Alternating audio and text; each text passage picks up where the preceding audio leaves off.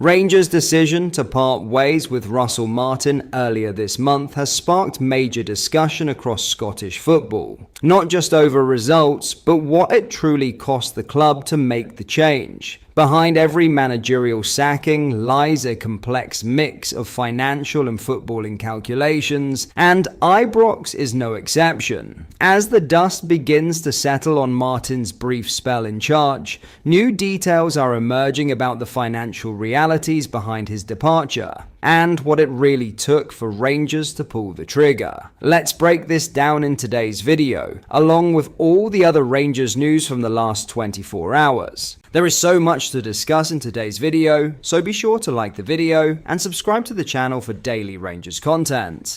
But first, Ali McCoist reckons Derek McInnes and Stephen Robinson should both be in contention for the Rangers job. Hearts boss McInnes has been touted for the job along with various other candidates and has the capital side top of the Premiership currently. While the Tynecastle club are confident of keeping their man, with Steven Gerrard turning down the job, Rangers will be turning to other options. There has been less noise around Robinson, but he continues to quietly do a brilliant job at St Mirren and is another who is proven in the Scottish top flight. Fans of neither club will be able to breathe easily until someone else lands the Ibrox gig. And McCoist reckons both would be a safe bet. After a caller to TalkSport suggested the Premiership pair, McCoist replied, "I wouldn't disagree with that. There's nobody in Scotland who knows the Scottish game better than Derek. The job Stephen Robinson has done at St Mirren has been remarkable. I think the Rangers fans clearly want a good coach and a good manager in, but I think just as important, they need someone in the club that gets it. It doesn't need to the manager, but they need someone within the club that knows what it's about. I don't think we got that. I'm talking about people Rangers fans can relate to. They must know how important it is to get results and know the values of the club off the park. I think we need a good coach and manager to take us forward, but Rangers fans need a boost with someone who gets it.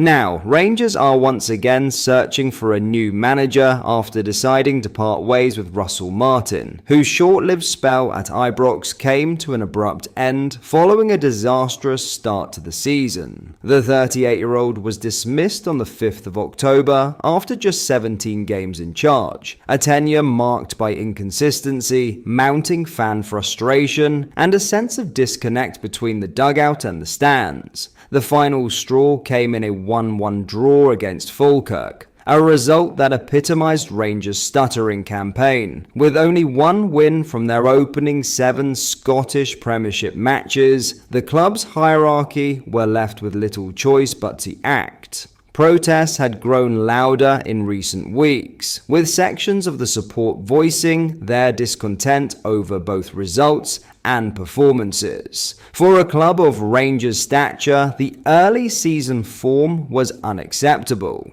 Martin's appointment in June had initially carried optimism. His footballing philosophy, centered around possession and structure, was seen as a modern approach that could refine Rangers' play. However, it quickly became apparent that the system was struggling to deliver in the Scottish top flight. Poor results, coupled with a perceived lack of adaptability, eroded patience inside Ibrox. As the club prepares to reset once more, attention has turned to the financial and strategic implications of Martin's departure. Former Manchester City financial advisor Stefan Borson offered his perspective on the matter, explaining that while managerial payoffs are rarely cheap, they are often necessary when a club's direction is clearly faltering. I think most of these clubs now have to be pretty stupid not to realize that the life of a manager is very uncertain, Borson explained.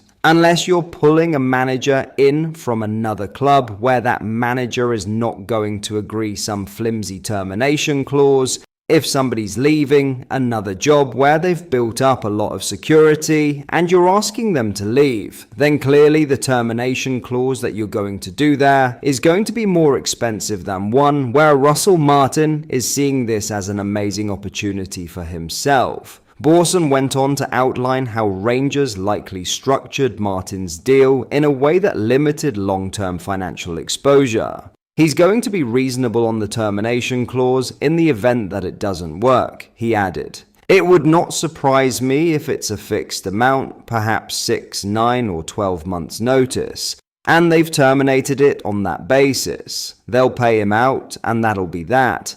Despite speculation surrounding compensation, Borson stressed that Rangers board will not have made the decision based on financial cost alone. It's one of these where there's no choice, he said. It's tail wagging the dog if you start making these decisions based purely on what it's going to cost to sack the manager. You need to make the decision based on the bigger picture and take the penalty of removing the manager where it's clearly not working, because the consequences of a failing manager are very significant and far beyond the compensation levels that might be payable to Russell Martin.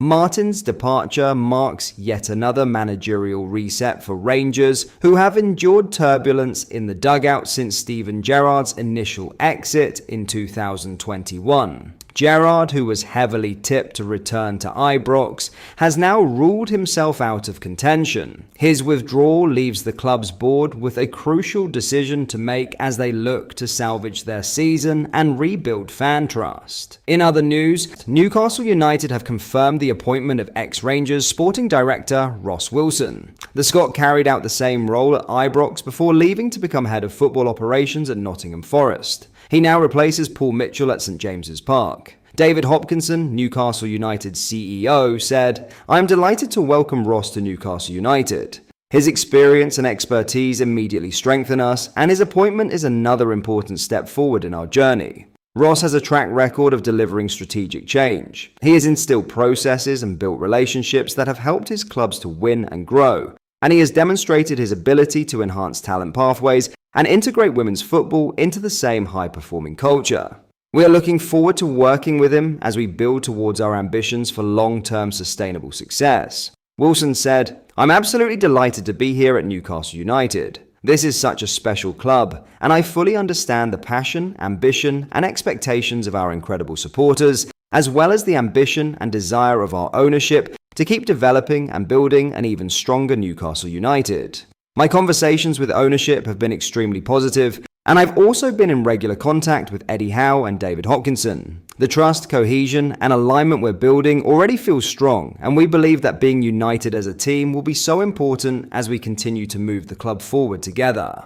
I'm excited to work with everyone across the different areas within our football department. There's already excellent work being done here, and from the first team to the women's team and academy, my aim is to build on that, strengthen our structures over time, and work with our staff to create environments where players and staff can continue to thrive. But that is all for today's video. Thank you for watching. I hope you enjoyed. If you did, please make sure you hit the like button and subscribe to the channel. We post all the latest Rangers news every single day, so join our fast growing community so you never miss out. Thank you. I'll see you in the next video.